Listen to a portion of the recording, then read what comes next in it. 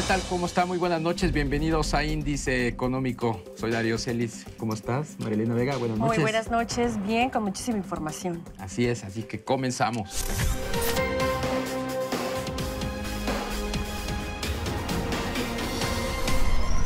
México pasó del lugar 37 al 50 en el índice de atracción de inversiones mineras del reporte think tank canadiense Fraser Institute 2016, que evaluó a 104 jurisdicciones mineras del mundo.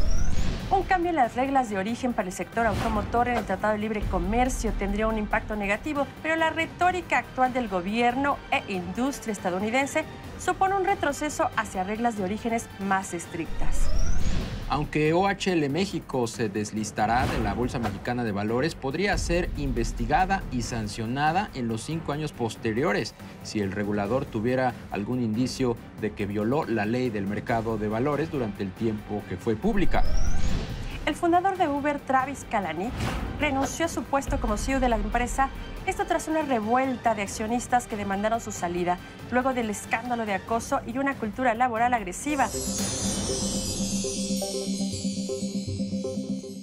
Y verdaderamente vemos un sector turístico que va en ascenso, o volveremos a ver una decaída después del sexenio. De esto platicamos el día de hoy. Vamos primero a ver lo que preparamos. El turismo en México es el héroe de la economía mexicana. De frente a un precio del petróleo debilitado y remesas tambaleándose, la realidad es que hoy el turismo es uno de los sectores más importantes para la economía mundial. Y en México no es la excepción, al representar el 8.9% del Producto Interno Bruto, 6% de las exportaciones y generar 1 de cada 11 puestos de trabajo. De acuerdo con datos del Banco de México, se registraron 35 millones de turistas internacionales en 2016, lo que representa un crecimiento de 9.5%, y divisas por 17.477 millones de dólares, 8% más, y las expectativas son que para este 2017 sigan avanzando de forma sostenida. No obstante, el gran reto del sector turístico, para que sea la columna vertebral de la economía de forma transeccional, es depender de la diversidad biológica y del ecosistema, no así del vecino país. La pregunta es si ello es suficiente para decir que vamos construyendo una columna vertebral sólida en pro de una aportación real a la economía, o esto solo es un momento de gloria que se diluirá con la llegada de una nueva administración. Esta noche tenemos el gusto de recibir al secretario de Turismo, a Enrique de la Madrid. ¿Cómo estás, Enrique? Bienvenido, muy buenas noches. Darío, buenas noches. Marilena, buenas noches. Buenas noches. Enrique, se ha dicho insistentemente y con mucho fundamento que la actividad turística pues es una actividad contracíclica, que en momentos de incertidumbre financiera, de volatilidad, se presenta y irrumpe como una actividad pues muy virtuosa, genera círculos virtuosos, ciclos económicos importantes. ¿Cómo ha sido la actividad en este primer semestre de 2017 y sobre todo cuál es la expectativa hacia el final del año? ¿Cómo no, Darío? Pues mira, afortunadamente muy bien. Cifras de enero a abril, que son las que tenemos oficiales, ya recibimos visitantes del exterior, 12.5 millones, y es importante porque eso es 9% más que el mismo periodo del año anterior. O sea, el número de visitantes internacionales a México sigue creciendo bien, pero sobre todo, por ejemplo, el número de visitantes de los Estados Unidos, que siempre sería una preocupación de cómo se comportan los norteamericanos visitando México, está creciendo en este periodo 11%, con respecto al año pasado. Va muy bien. Y todavía más interesante que la cifra de visitantes está la cifra de divisas, de ingresos, porque siempre hemos dicho que lo que nos importa es que venga más gente a visitarnos, pero sobre todo que gasten más. En este primer cuatrimestre hemos recibido 7.600 millones de dólares y es algo así como 10.6% más que en el año anterior. O sea que empieza a pasar un fenómeno interesante donde crece en 9 la gente, pero crece en 10.6 el gasto. Lo que queremos es que los que vengan a México gasten y gasten más. Es decir, por ejemplo, todo este ruido que ha metido el presidente de Estados Unidos, Donald Trump, ¿no ha afectado a México? O sea, ¿siguen llegando turistas de Estados Unidos? Afortunadamente no ha afectado, y no solamente no ha afectado, sino que el ritmo sigue siendo prácticamente el mismo del año pasado. Y lo que sí ha ocurrido es que menos mexicanos estamos saliendo al exterior. Y en ese exterior quiero pensar que cerca del 90% de esos viajes son Estados Unidos. Pero en todo caso eso le terminó beneficiando al país y a determinados destinos turísticos, quizás los tradicionales y quizás nuevos, en el caso de los mexicanos que dejaron de ir a Estados Unidos y que se concentraron en su país, ¿no? Yo creo que sí, porque también tenemos una medición de cuartos ocupados. Decía yo fuera del aire que yo no me gusta tanto lo que es el índice de ocupación hotelera, porque siempre que construyes más hoteles en un destino, se cae la ocupación. Eso es un tema aritmético. Entonces yo más bien lo que me gustaría es medir cuántos más cuartos están ocupados al año en México. Y por ejemplo, en este primer cuatrimestre están ocupados 230,000 cuartos diarios en México. 230,000 cuartos diarios en México.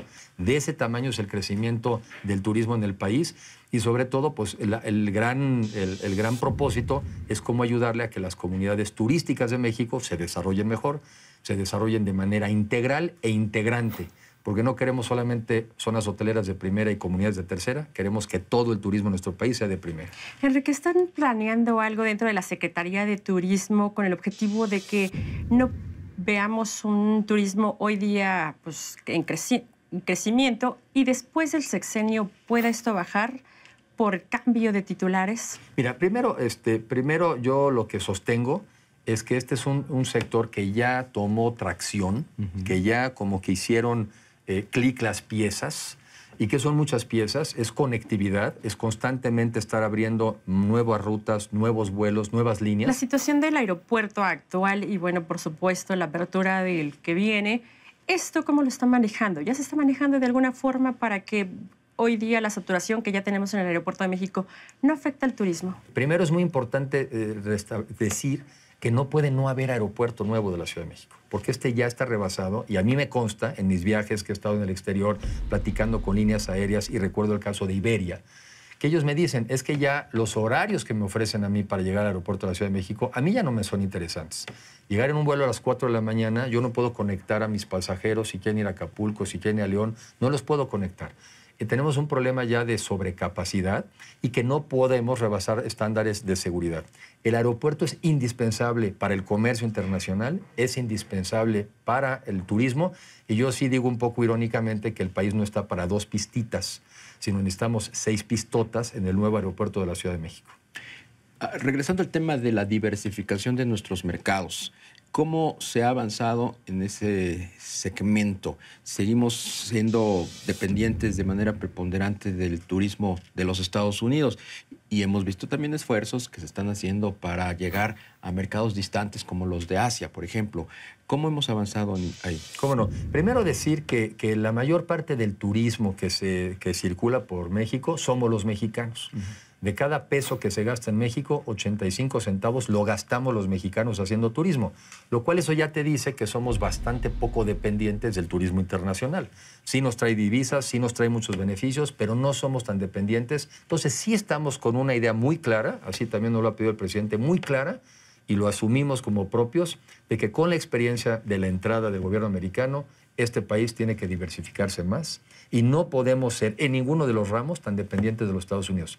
Difícil sustituir a la economía más grande del mundo, difícil y no tendría sentido no seguir tomando las ventajas comparativas de la cercanía, no tiene sentido, pero tampoco tiene sentido no buscar una estrategia más agresiva de diversificación y sí la estamos haciendo.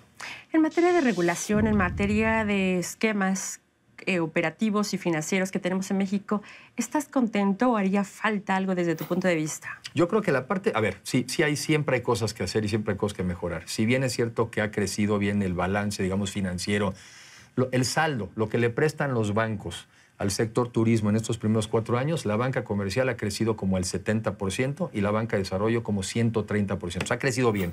¿Cuál sigue siendo, digamos, el reclamo? ¿Cuál sigue siendo la necesidad? Bajar más, bajar más. Necesitamos llegar más al pequeño hotelero, al pequeño comercio, a la pyme, lo de siempre. Tenemos que seguir bajando allá y eso solamente ocurre, por un lado, modernizándola, capacitándola y seguir teniendo mecanismos estos de garantías que apoyamos a la banca comercial, a la banca de desarrollo. Esa parte por ahí va. Pero sin duda, eso hay que seguirlo haciendo. Y regulación, la parte de la regulación sigue siendo un reclamo generalizado que regulamos todo. ¿no? Y regulan la federación, y regulan los estados, y regulan los municipios. Yo creo que ahí sí cabe un esfuerzo importante de ver cuál regulación es indispensable y de cuál nos podemos quitar encima, porque ni ayuda, no suma y a veces se presta a la corrupción. Yo sí creo que hay áreas de oportunidad en temas de desregulación en el sector turístico, como lo sigue habiendo en muchos otros, pero sí lo hay en el turismo.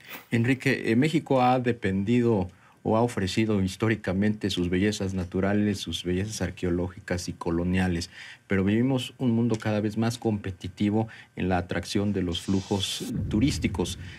¿Debemos hacer algo para ofrecer algo más que eso, más que sol, playa y ruinas arqueológicas? Yo me refiero a la infraestructura, que podamos construir, no sé, un centro de entretenimiento, un parque temático extraordinario que sea referente mundial. A ese tipo de valores agregados me refiero yo. Sí, como no. Te comento 3 casos que traigo en mente. Sé que se está desarrollando, es sol y playa, pero se está desarrollando un parque temático con la firma Cirque du Soleil en la zona de Vallarta, Vallarta Nayarit.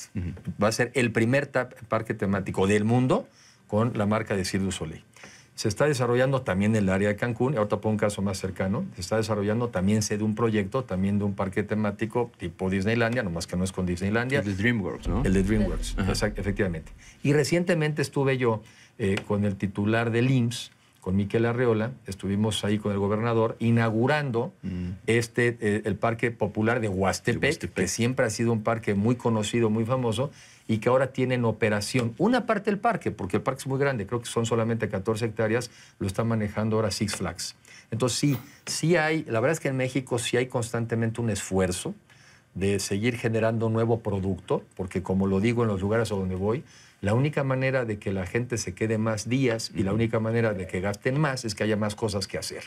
Y son los parques temáticos, y son las marinas, y son los campos de golf, y son cosas que la gente busca hoy en día. Y en ese mismo sentido, con su matiz, pues está el desarrollar infraestructura para llegar, por ejemplo, a las áreas naturales protegidas. Recientemente también estuvimos con el presidente en El Chico, en Hidalgo, un área preciosa. Volví a estar ahora en Hidalgo estos días pasados. ¿Qué hay que hacer? Hay que mejorar los caminos. Hay que dotar de cabañas a la población para que puedan llegar. O sea, infraestructura, tienes la razón. A mí me parece que cada vez es más claro que ahí es donde la Secretaría tiene que trabajar mucho en coordinación con otras dependencias para que haya infraestructura a donde el turista pueda llegar. Infraestructura es clave en el turismo. Ya, pues sin lugar a duda, mucha tarea todavía por hacer. Qué bueno que se están dando pasos sólidos. Vamos a seguir muy de cerca todo esto que haces en turismo a nivel nacional. Gracias, Marielena. Muchísimas gracias por acompañarnos, Enrique de la Madrid, secretario de Turismo, que nos haya acompañado aquí en Índice Económico. Muchas gracias. Gracias, Darío. Muchas gracias. Darío, muy buenas noches. Buenas noches, Marielena. Muchísimas gracias por acompañarnos. Nos vemos el próximo miércoles a las 10:15 de la noche. Gracias y muy buenas noches. No se pierda el próximo sábado 24 de junio el documental El Error, ficción, miedo, debacle, por Azteca 13 a las 11 de la noche.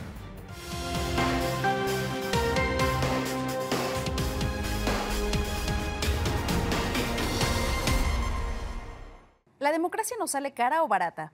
La primera democracia documentada en la historia fue la de la antigua Grecia. Podían votar aproximadamente 30,000 atenienses.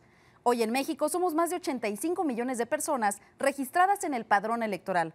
Por ello, el costo de la democracia en nuestro país ascendió este año a más de 29 millones de pesos. ¿Y cómo reducir los costos de la democracia? La solución la está dando Pedro Kumamoto, diputado independiente de Jalisco. Sin voto no hay dinero, es decir, sostiene que los partidos solo reciban presupuesto por cada votación válida emitida y no por el total del padrón electoral, como se hace actualmente. Sin voto no hay dinero ya fue aprobado en el Congreso de Jalisco y promete reducir hasta el 60% del financiamiento a los partidos políticos de ese estado. ¿Podrá ser esta la solución para reducir los costos de nuestra democracia?